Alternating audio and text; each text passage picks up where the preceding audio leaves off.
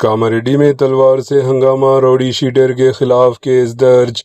تلنگانہ کے کاماریڈی سٹی کے بدکما کنٹا علاقے میں تلوار لہرا کر خوف و ہراس پھیلانے والا ایک راؤڈی شیٹر کے خلاف پولیس نے کیس درج کر لیا۔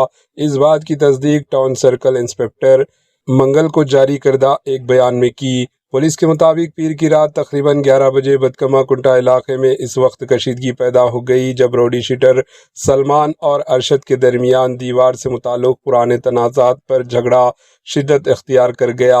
بتایا جاتا ہے کہ دونوں کے درمیان اس معاملے پر کافی عرصے سے اختلافات چل رہے تھے۔